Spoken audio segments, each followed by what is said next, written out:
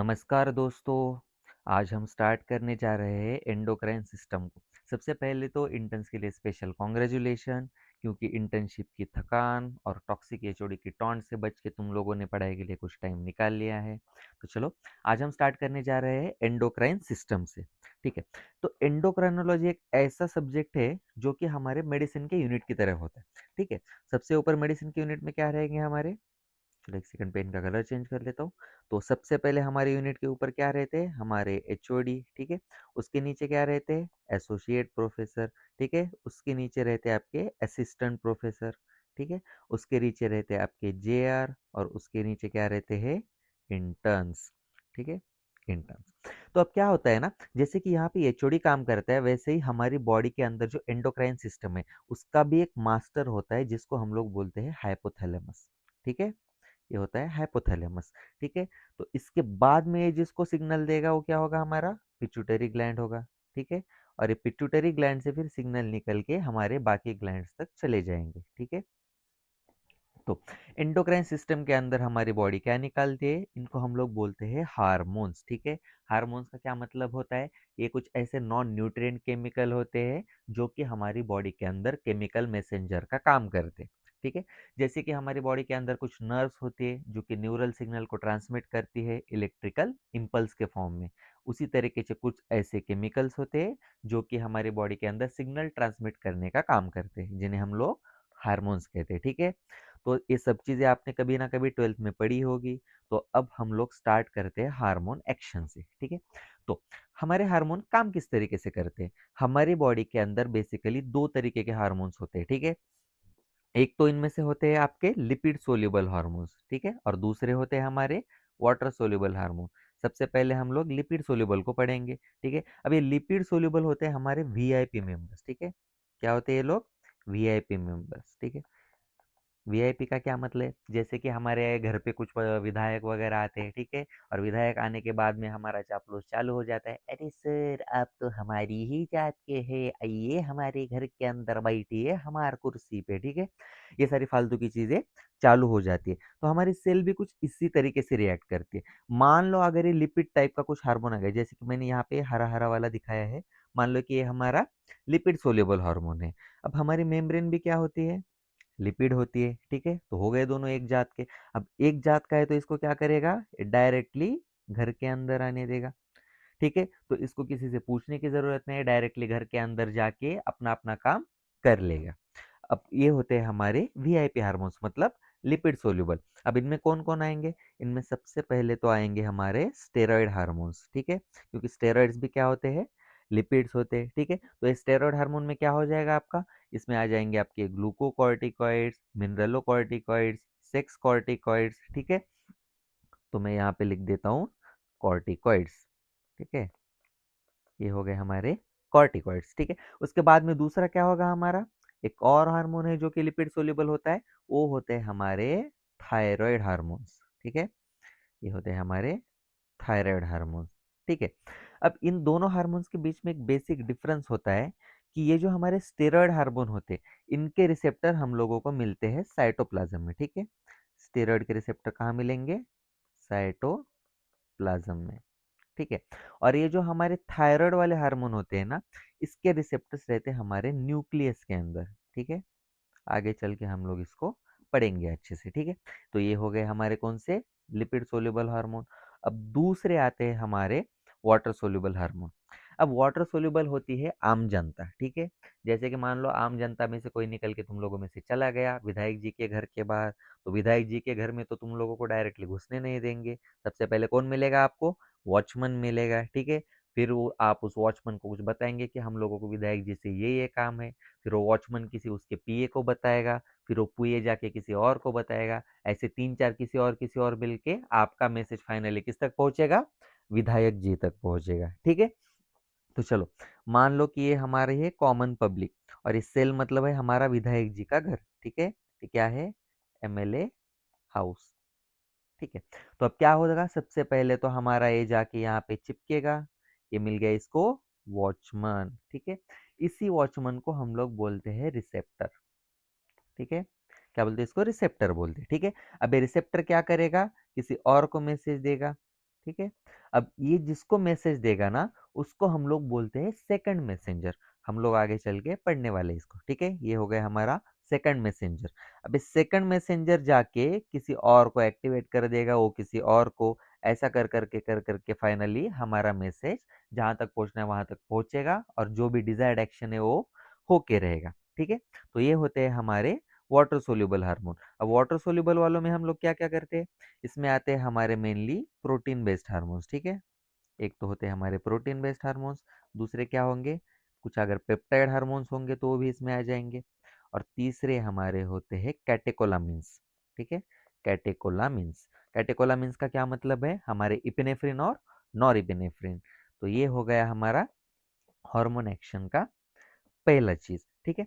अब इसके बाद में हम लोगों को देखना है कि हम लोग जिस बात कर रहे थे सेकंड मैसेंजर के बारे में, तो ये सेकंड मैसेंजर क्या होते हैं, ठीक है? जैसे कि सबसे पहले देखो इसमें मोस्ट कॉमनली आते हैं आपके जी प्रोटीन कपल्ड रिसेप्टर्स, ठीक है? अभी जी प्रोटीन कपल्ड रिसेप्टर क्या होते हैं? तो ये मान लो हमारा रिसेप्टर है, ठीक है? ये क्या है हमारा रिसेप्टर। अब ये रिसेप्टर जो होता है ना, उसका एक कॉम्प्लेक्स रिलेशनशिप होता है। इसके एक्चुअल में होती है 3 गर्लफ्रेंड्स, ठीक है? तो चलो, ये आ गए आपके अल्फा गर्लफ्रेंड, ये है आपकी बीटा गर्लफ्रेंड और ये है गामा गर्लफ्रेंड, ठीक है? तो जो भी हमारा जी प्रोटीन कपल्ड रिसेप्टर है, उसकी कपलिंग किसके साथ में? जी प्रोटीन के साथ में, ठीक है? वो दोनों कपल है। अब जी प्रोटीन के अंदर क्या है? 3 लड़कियाँ हैं, ठीक है? वो 3 लड़कियों के क्या नाम है? अल्फा, बीटा और गामा, ठीक है? तो अब हमारा जब भी यहाँ पे हार्मोन आएगा, ठीक है? मान लो ये हमारा हार्मोन आ गया, ठीक है? अब इन 3 गर्लफ्रेंड्स में से ये जो आपकी अल्फा वाली होती है ना, ये थोड़ी-सी पागल टाइप की लड़की है। इसको नहीं चलता है कि इसका बॉयफ्रेंड किसी और के चक्कर में पड़े। तो जैसे ही ये हमारा हार्मोन आके इसका पप्पी ले लेगा, ठीक है? तो हमारी अल्फा क्या हो गई? गुस्सा हो जाएगी इसके ऊपर। तो जैसे ही अल्फा गुस्सा हो गई तो क्या हो गई? इससे डिटैच हो गई, ठीक है? अब इस डिटैचमेंट के चक्कर में क्या होता है, ये जो हमारी अल्फा प्रोटीन होती है, ठीक है? या फिर अल्फा यूनिट बोल सकते हैं हम लोग इसको, ठीक है? जी प्रोटीन का अल्फा यूनिट। तो ये जो हमारा अल्फा यूनिट होता है, इसके पास में क्या होता है? जीडीपी होता है, ठीक है? अब ये क्या करेगा? जैसे निकलना चाहेगा तो निकलने के लिए इसको क्या चाहिए? एनर्जी चाहिए। तो ये अल्फा प्रोटीन अपना जीडीपी फेंक देगा और इसके पास कौन चलाएगा फिर? जीटीपी चलाएगा, ठीक है? जैसे ही इसको जीटीपी मिल गया, तो इसको एनर्जी मिल गई। अब आगे चल के इसी एनर्जी से अपने सारे काम करेगा। अब आप अगर ध्यान से देखेंगे ना, तो ये जो हमारा जी प्रोटीन कपल्ड रिसेप्टर है, ये क्या कर रहा है? हमारे सेल मेम्ब्रेन को ऐसे क्रॉस कर रहा है। कितनी बार देखो 1, 2, 3, 4, 5, 6 और 7, ठीक है? तो ये हमारा थाला फॉर अ रीज़न हो गया है, ठीक है? तो कितनी बार क्रॉस किया इसने? 7 बार क्रॉस किया। अब क्योंकि ये 7 बार क्रॉस कर रहा है, इसलिए इसको हम लोग बोलते हैं 7 पास ट्रांस मेम्ब्रेन रिसेप्टर, ठीक है? आपको याद रखना है कितनी बार क्रॉस करता है? 7 बार। इसके कितने यूनिट्स है? 3, अल्फा, बीटा और गामा, ठीक है? तो अल्फा वाली गर्लफ्रेंड क्या करी? रूठ गई इससे। रूठने के बाद उसने क्या किया? इस जीडीपी को फेंक दिया और किसको ले लिया? जीटीपी को ले गया और जीटीपी के साथ में ये भाग गई, ठीक है? अब ये भाग जाने के बाद में क्या करेगी? भाग जाने के बाद में कुछ-कुछ तरीके के पाथवेज को स्टिमुलेट कर देगी। क्या करेगी ये? हमारे पाथवेज को स्टिमुलेट कर देगी। अब ये कौन से टाइप की अल्फा प्रोटीन है, इसके ऊपर डिपेंड करता है कि हमारा कौन-सा वाला पाथवे एक्टिवेट होगा, ठीक है? तो जनरली हमारी ये जो अल्फा प्रोटीन होती है, सॉरी अल्फा सब यूनिट होती है, इस अल्फा सब यूनिट के 3 टाइप्स होते हैं, ठीक है? इसमें से आपका पहला टाइप होता है जीएस, ठीक है?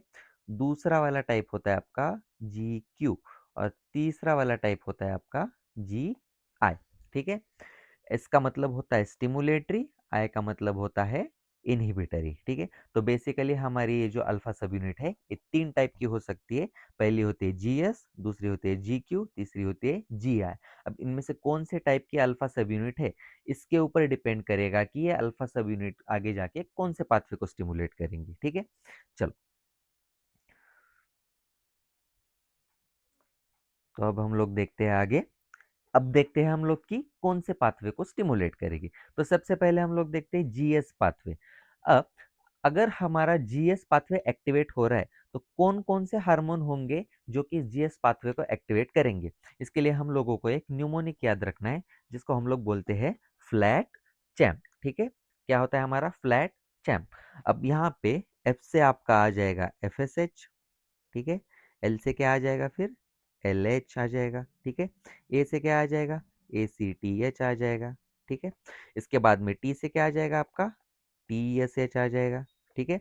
सी से आपका आता है सी आर एच, और इसके साथ में एक और चीज है, ये है आपकी कैल्सीटोनिन, ठीक है, कैल्सीटोनिन, ठीक है। उसके बाद में ये जो H है आपका, इससे आ जाएगा HCG, मतलब ह्यूमन कोरियोनिक गोनेडोट्रोपिन। उसके बाद में ये जो आपका A है, इससे आ जाता है आपका ADH। लेकिन ADH के आपको पता होगा कि दो रिसेप्टर होते हैं, एक होते हैं आपके V1 रिसेप्टर और दूसरे होते हैं V2 रिसेप्टर। तो यहाँ पे जो आपके होंगे ना, ये होंगे आपके V2 रिसेप्टर, ठीक है। ये कहाँ पे होते हैं, किडनी के अंदर होते हैं। आपको अगर याद रखना है तो स्टिमुलेटरी में क्या आता है, एस आता है। और यहाँ पे कौन से सेकंड टाइप के रिसेप्टर है, सेकंड में भी क्या आएगा, यस आएगा। इसलिए फिर स्टिमुलेटरी रिसेप्टर की वजह से कौन से होंगे, V2, ठीक है। तो यहाँ पे एम से आ जाएगा आपका MSH, ठीक है। और लास्ट में बचा पी, इससे आ जाएगा आपका PTH, पैराथायरॉयड हार्मोन, ठीक है। आपको इसमें दिख रहा होगा कि मोस्टली इसमें कौन से, FSH का मतलब फॉलिकल स्टिमुलेटिंग हार्मोन है, TSH का मतलब थायराइड स्टिमुलेटिंग हार्मोन है। तो जितने भी स्टिमुलेटिंग हार्मोन होंगे वो किसके अंदर आ जाएंगे, GS, क्योंकि ये क्या है हमारा, स्टिमुलेटरी रिसेप्टर है। अब देखो यहाँ पे दूसरा वाला जो पाथवे आता है हमारा, ये आता है GQ पाथवे, ठीक है। अब GQ पाथवे के सामने आपको ये प्यारी सी बकरी दिख रही होगी, ठीक है। ये प्यारी सी बकरी क्या कर रही है, वही कर रही है जो आप देख रहे हैं, ठीक है। इसी से आपका निमोनिड बन गया, ठीक है, क्या, गोट हाग, ठीक है। अब ये गोट हाग देखते हैं कि क्या होगा। अब गोट हाग में जी से आपका आ जाएगा GnRH, गोनेडोट्रोपिन रिलीजिंग हार्मोन, ठीक है। ओ से आ जाएगा आपका ऑक्सीटोसिन, ठीक है। ए से आ जाएगा आपका ADH, मतलब एंटी डाययूरेटिक हार्मोन। लेकिन यहाँ पहले भी एक ADH था, लेकिन इसका कौन सा वाला रिसेप्टर था, V2 वाला रिसेप्टर था। अब यहाँ पे जो होगा वो कौन सा होगा, ये होगा आपका V1 रिसेप्टर, ठीक है। अब ये V1 रिसेप्टर कहाँ होता है, ये होता है आपका ब्लड वेसल्स के अंदर, ठीक है। इसीलिए हम लोग इस हार्मोन को वाजोप्रेसिन भी बोलते हैं, क्योंकि ब्लड वेसल के अंदर ये क्या करेगा, V1 रिसेप्टर को स्टिमुलेट कर देगा और वाजो कॉन्स्ट्रिक्शन करेगा, ठीक है। टी से आ जाता है आपका TRH, ठीक है। एच से आ जाएगा आपका H1 रिसेप्टर, ये होते हैं आपके हिस्टामिनिक रिसेप्टर, ठीक है। ए से आ जाएगा आपका एंजियोटेंसिन 2 रिसेप्टर, ठीक है। ये हो गया आपका एंजियोटेंसिन 2 रिसेप्टर। और जी से आपका आ जाएगा गैस्ट्रिन के रिसेप्टर, ठीक है। गैस्ट्रिन सुना है, स्टमक के अंदर से निकलता है, ठीक है। तो ये हो गया आपका GQ पाथवे। अब आपका जो तीसरा वाला GI बचा। अब ये GI का मतलब होता है आपके इनहिबिटरी, ठीक है। अगर आपको याद होगा कि कौन हमारी बॉडी के अंदर इनहिबिटरी काम करता है, ठीक है, तो आपको एक याद होगा कि हमारे बॉडी के अंदर एक होता है सोमैटोस्टैटिन, ठीक है, सोमैटोस्टैटिन। ये हमारी बॉडी के अंदर में इनहिबिशन वाले काम करता है, इसलिए किस पाथवे को स्टिमुलेट करेगा, इनहिबिटरी पाथवे को, ठीक है। अब इसके साथ साथ में अल्फा 2 एड्रेनर्जिक रिसेप्टर होते हैं, ठीक है, अल्फा 2 एड्रेनर्जिक रिसेप्टर, ये भी आपके जी इनहिबिटरी पाथवे को फॉलो करते हैं, ठीक है, चलेगा। तो ये आपके हो गए सारे पाथवे। एक हो गया आपका जीएस, दूसरा हो गया GQ, तीसरा हो गया GI, ठीक है। अब हम लोग इन पाथवेज को डिटेल में पढ़ने वाले हैं। चलो, तो सबसे पहले हम लोग स्टार्ट करते हैं जीएस पाथवे से, ठीक है। जीएस का क्या मतलब है आपका, ये होता है आपका जी स्टिमुलेटरी पाथवे, ठीक है। अब स्टिमुलेशन का क्या मतलब है, ये किसी चीज को स्टिमुलेट कर दे रहा है। तो सबसे पहले जब हमारा हार्मोन आके इसके ऊपर चिपका, ठीक है, ये हो गया हमारा हार्मोन, इसके ऊपर आप ये चिपकेगा। अब चिपकने के बाद में क्या है, मान लो ये हमारी अल्फा वाली गर्लफ्रेंड रूठ गई, तो जब ये रूठ जाएगी तो क्या हुआ, अल्फा वाली गर्लफ्रेंड बाहर चली गई, ठीक है। जैसे ही ये अल्फा वाली गर्लफ्रेंड हमारी बाहर चली गई, तो इसके बाद में क्या कर देगी, ये हमारे एक एंजाइम को एक्टिवेट कर देगी, जिसको हम लोग बोलते हैं एडिनाइलिल साइक्लेज, ठीक है। तो जैसे एडिनाइलिल साइक्लेज एंजाइम हमारा एक्टिवेट हो गया, तो ये एंजाइम क्या कर देगा, आपके एटीपी को साइक्लिक एएमपी के अंदर कन्वर्ट कर देगा, ठीक है। एटीपी का कन्वर्जन हो जाएगा साइक्लिक एएमपी के अंदर। तो जैसे ये साइक्लिक एएमपी बने, तो ये क्या करते हैं, आपके प्रोटीन काइनेज ए एंजाइम को एक्टिवेट कर देते हैं, ठीक है। साइक्लिक एएमपी क्या करेगा, प्रोटीन काइनेज ए को एक्टिवेट कर देगा। अब जहां पे भी आपका काइनेज एक्टिवेट हो गया, तो ये काइनेज आपका आगे चल के क्या करेगा, फॉस्फोराइलेशन की एक्टिविटीज करेगा, ठीक है, क्या करेगा, फॉस्फोराइलेशन। तो जैसे फॉस्फोराइलेशन होने लगा, इसका क्या मतलब है कि किसी भी चीज़ के ऊपर हम लोग फॉस्फेट डाल रहे हैं और यही फॉस्फेट हमारा एटीपी का या सॉरी एनर्जी का यूनिट होता है। तो आगे चल के जैसे-जैसे फॉस्फोराइलेशन होते जाएगा, वैसे-वैसे हमारे डिफरेंट डिफरेंट टाइप के प्रोटीन्स बनेंगे और जैसे वो प्रोटीन बनेंगे, वैसे हमारे हार्मोन की वजह से जो एक्शन होने वाला था, वो एक्शन हमारा काम में आएगा। तो अब हम लोग देखने वाले हैं हमारा दूसरा पाथवे जो कि होता है हमारा जीक्यू पाथवे, ठीक है? अब देखो जीक्यू पाथवे में क्या होता है? अब जीक्यू पाथवे थोड़ा-सा बड़ा भी है, आपको समझने में थोड़ी-सी तकलीफ हो सकती है, इसलिए थोड़ा-सा ध्यान से सुनिए, ठीक है? तो जीक्यू पाथवे के अंदर सबसे पहले तो हमारा एंजाइम आके किसको चिपमा दिया? ये दिया हमारे रिसेप्टर को, ठीक है? जैसे रिसेप्टर के पास ये आया, वैसे हमारी क्या हो गई? अल्फा प्रोटीन गुस्सा हो गई। अल्फा प्रोटीन जैसे ही गुस्सा हो गई, उसने क्या कर दिया? निकल गई इसके बाजू में और इसने फॉस्फोलाइपेज सी एंजाइम को एक्टिवेट कर दिया, ठीक है? अब देखो, ये जो फॉस्फोलाइपेज सी एंजाइम होता है, ये कहाँ जाएगा? ये जाएगा हमारे सेल मेम्ब्रेन के ऊपर, ठीक है? ये क्या है हमारा? सेल मेम्ब्रेन है। अब इस सेल मेम्ब्रेन के अंदर हमारा एक लाइपोप्रोटीन होता है, सॉरी फॉस्फोलिपिड होता है, जिस फॉस्फोलिपिड का नाम होता है PIP2, ठीक है? फॉस्फेटिडाइल इनोसिटॉल बिसफॉस्फेट, ठीक है? अब ये PIP2 क्या होता है? ये टूट जाता है फॉस्फोलाइपेज सी की वजह से। अब ये जब टूटेगा तो इसके 2 हिस्से बनेंगे। इसमें से एक होगा IP3 और दूसरा हिस्सा आपका बनता है DAG, ठीक है? तो अब ये क्या करेगा? ये IP3 जो होता है ना, ये जाता है आपके एंडोप्लाज्मिक रेटिकुलम के पास में, ठीक है? तो ये जब एंडोप्लाज्मिक रेटिकुलम देखो यहाँ पे आपको दिख रहा है, इस एंडोप्लाज्मिक रेटिकुलम के पास जाएगा और इसको बोलेगा कि भाई तू अब कैल्शियम को रिलीज कर दे, ठीक है? तो जैसे ही इस एंडोप्लाज्मिक रेटिकुलम ने कैल्शियम को रिलीज कर दिया, तो ये आ गया हमारा कैल्शियम और ये आ गया हमारा डीएजी। अब ये दोनों मिलके क्या करेंगे? हमारे प्रोटीन काइनेज सी को एक्टिवेट कर देंगे, ठीक है? तो यहाँ पे एक चीज में आप गलती कर सकते हो, जो हमारा पहला वाला जी स्टिमुलेटरी पाथवे हम लोगों ने देखा था, उसमें कौन सा वाला प्रोटीन काइनेज था? वो था प्रोटीन काइनेज ए। अब जो GQ वाला पाथवे देख रहे हैं उसमें कौन सा है? Protein kinase C. अब ये प्रोटीन काइनेज सी जब बनेगा तो ये भी सेम क्या करेगा? फॉस्फोराइलेशन, ठीक है? तो ये हमारा हो गया दूसरा पाथवे, कौन सा? GQ।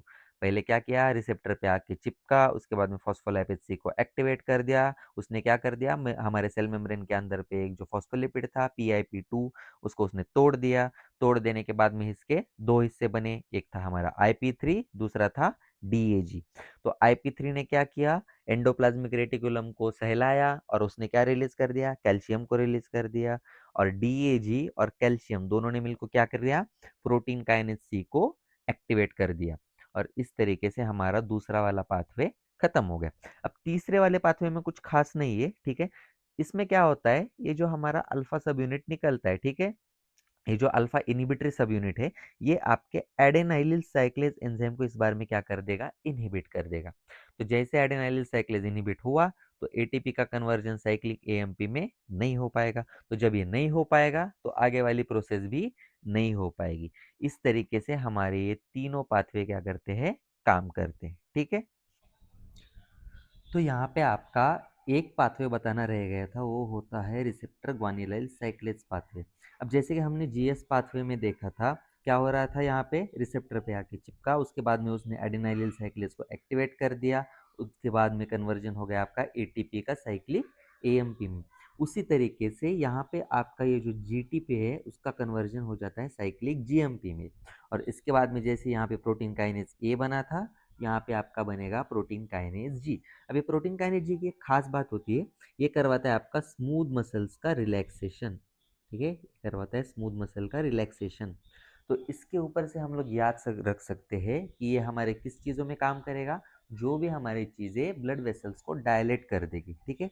जैसे कि आपके हो गए नाइट्रेट्स, उसके बाद में आपका हार्ट में से एक निकलता है एट्रियल नाइट्रियूरेटिक पेप्टाइड और एक और होता है आपका ब्रेन नाइट्रियूरेटिक पेप्टाइड। इन तीनों का काम क्या होता है? वाजोडाइलेशन होता है और उसी वाजोडाइलेशन का पाथवे जो होता है वो आपके प्रोटीन काइनेज जी से होके निकलता है। इसको हम लोग बोलते हैं रिसेप्टर ग्वानिलाइल साइक्लेज पाथवे, ठीक है? चलो, तो अब हमारे लास्ट बचे एंजाइम लिंक्ड रिसेप्टर्स, ठीक है? अब हमने अब तक जो भी रिसेप्टर देखे ना, उसमें रिसेप्टर के आप कोई चिपक रहा था हार्मोन, ठीक है? उसके बाद में वो किसी को एक्टिवेट कर रहा था, वो किसी और को कर रहा था, उसने किसी और को किया, ऐसा कर करके पूरे पाथवे चल रहे थे। अब ये जो हमारे एंजाइम लिंक रिसेप्टर होते हैं ना, इसमें क्या होता है कि आपका एंजाइम चिपकने के बाद में सारे काम खुद कर लेगा, इसको किसी और पे भरोसा होता नहीं है। तो मान लो यहाँ पे रिसेप्टर के ऊपर आके कोई चिपक गया, ठीक है, तो चिपकने के बाद में क्या करेगा, रिसेप्टर के अंदर खुद ही एक एंजाइम होगा। यहाँ पे ये जो मैंने ब्लू में बना के रखा है ना, ये है हमारा एंजाइम, ठीक है। जो यहाँ पे देखो, ये जो मैंने ब्लू में बना रखा है, ये क्या है, हमारा एंजाइम। ये एंजाइम हमारा रिसेप्टर के अंदर ही होगा, ठीक है। तो जैसे ही आके हमारा हार्मोन चिपका, वैसे रिसेप्टर एक्टिवेट हो गया, उसके अंदर के ही एंजाइम ने क्या कर दिया, काइनेज वाला एक्टिविटी कर दिया। अब ये जो हमारा रिसेप्टर के अंदर ही एंजाइम वाला सिस्टम है, इसको हम लोग बोलते हैं intrinsic tyrosine sorry intrinsic tyrosine kinase pathway, ठीक है। अब ये इंट्रिंसिक टायरोसिन काइनेज जो पाथवे होता है ना, ये काम करता है आपके मेनली इंसुलिन पे। आई से इंट्रिंसिक और आई से आपको इंसुलिन भी याद रखना है, ठीक है। इसके बाद में क्या होता है, जितने भी आपके ग्रोथ फैक्टर्स है, ठीक है, जैसे कि आपका हो गया आईजीएफ, मतलब कौन सा, इंसुलिन डिराइव्ड ग्रोथ फैक्टर, ठीक है। उसके बाद में एक होता है आपका पीडीजीएफ, ये होता है आपका प्लेटलेट डिराइव्ड ग्रोथ फैक्टर्स। तो ये जो सारे ग्रोथ फैक्टर्स है ना, ये जो ग्रोथ फैक्टर्स है, इनमें इंट्रिंसिक टायरोसिन, बार बार टायरोसिन से आ रहा है, intrinsic tyrosine kinase pathway act करते हैं, ठीक है। ये आपका जाता है मैप काइनेज एंजाइम से होके। तो जैसे ये मैप काइनेज एंजाइम बना, वैसे ये चला जाएगा न्यूक्लियस के अंदर और अपनी एक्टिविटीज कर लेगा। वैसे यहाँ पे देखो एक और चीज है, एसोसिएटेड टायरोसिन काइनेज पाथवे। अब एसोसिएटेड का क्या मतलब होता है, जैसे यहाँ पे क्या होता, रिसेप्टर के अंदर ही हमारा एंजाइम हुआ करता था, ठीक है, लेकिन यहाँ पे क्या होता है, रिसेप्टर का खुद का एंजाइम नहीं होता। जैसे कि मान लो आप कभी कभी अपना घर किराए पे किसी और को दे देते, वैसे ये भी क्या कर देता है, किसी और को किराए पे घर दे देता है। तो जैसे इसको काम लगा, वैसे इसने इस एंजाइम को यहाँ पे बुला लिया, ठीक है। इस एंजाइम का नाम होता है जैक। जैक का मतलब होता है जैनस काइनेज, ठीक है। ये हो गया आपका जैनस काइनेज, ठीक है। तो ये क्या कर लेगा, जैक एंजाइम को यहाँ पे बुलाएगा, ठीक है। अब ये जैक एंजाइम जैसे ही आ गया, तो ये क्या करता है, फॉस्फोराइलेशन का काम करता है, क्योंकि काइनेज एंजाइम है। अब किसका फॉस्फोराइलेशन करेगा, ये फॉस्फोराइलेशन करता है स्टैट प्रोटीन्स का, ठीक है। तो जैसे ही हमारे स्टैट प्रोटीन फॉस्फोराइलेज हो गए, तो वैसे ये क्या करते हैं, हमारे न्यूक्लियस के अंदर चले जाएंगे और न्यूक्लियस के अंदर जाके वहाँ अपना काम करते रहेंगे, ठीक है। अब कौन से ऐसे हार्मोन होते हैं भाई जिसमें ये काम करता है, ठीक है, इसके लिए आपको याद रखना है सुअर जैक, ठीक है, मतलब पिग जैक, ठीक है। जैक का मतलब होता है जैक स्टैट पाथवे, और पिग का क्या मतलब होता है, सुअर। अब देखते हैं, पी आई जी, तो पी से आपका आ जाएगा प्रोलैक्टिन, ठीक है। आई से आपका क्या आ जाएगा, इम्यूनो मॉड्यूलेटर्स, ये आते हैं आपके इम्यूनो मॉड्यूलेटर्स, ठीक है। अब इम्यूनो मॉड्यूलेटर में कौन कौन रहेंगे, जैसे कि इसमें रहते हैं आपके साइटोकाइंस, और दूसरे क्या रहते हैं आपके इंटरल्यूकिन्स, ठीक है। उसके बाद में जी से आपका क्या आ जाएगा, ग्रोथ हार्मोन, ठीक है। यहाँ पे एक चीज आपको याद रखनी है कि ये जो हमारा ग्रोथ हार्मोन है, ये कौन से वाले पाथवे में, हमारे एसोसिएटेड पाथवे में। और आपका ये जो इंसुलिन लाइक ग्रोथ फैक्टर था, ये कहाँ पे था, हमारा इंट्रिंसिक टायरोसिनेज काइनेज में, ठीक है। तो इंट्रिंसिक से आई आ गया और यहाँ से भी आई आ गया, तो आईजीएफ जाएगा आपका इंट्रिंसिक पाथवे में, ठीक है। और ग्रोथ हार्मोन आपका जाएगा एसोसिएटेड पाथवे में। इसके अलावा आपको एक चीज और याद रखनी है, यहाँ पे आपके जो लेप्टिन्स होते, ये भी इसी पाथवे को फॉलो करते हैं, ठीक है। तो इसको हम लोग बोलते हैं जैक स्टैट पाथवे या फिर एसोसिएटेड टायरोसिन काइनेज पाथवे, ठीक है। तो ऐसा करके हमारे सारे रिसेप्टर और हार्मोन मैकेनिज्म यहाँ पे खत्म होते हैं।